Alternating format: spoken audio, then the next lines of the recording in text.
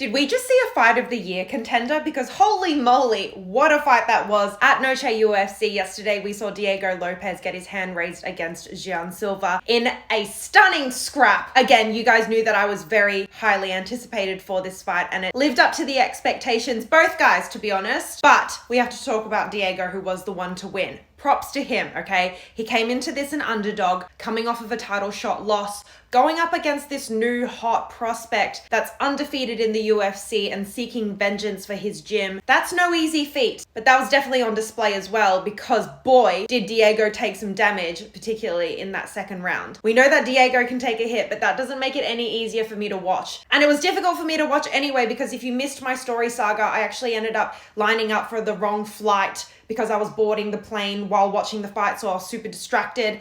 Anyway, I also love that we got to see a little bit more of Diego's ground game during this fight. We know that Diego has such a good BJJ arsenal behind him, but we haven't seen much of that in the past. So I think particularly against Jean Silva, I think this is the moment that the fighting nerds realize like, okay, maybe we do need to start working on our ground game and can't just rely on our feet. I know that Caio does supposedly have a good set of skills on the ground too. There's no doubt about that. We have seen him in a few grappling comps here and there, but let's see it in the UFC. Not only that, but I think that Diego is such a star. We know that the UFC love him, and it seems that the Mexican crowd really loved him too. You know, I actually wasn't sure going into this how Mexicans were to receive Diego because we know that he is so passionate about their country, but sometimes people take that the wrong way. The mustache, the hat, the music, and seeing the love being received back to him was just so lovely. There's no doubt with the UFC wanting to grow within that region that Diego's name is going to be up against the legends like Moreno and Grasso.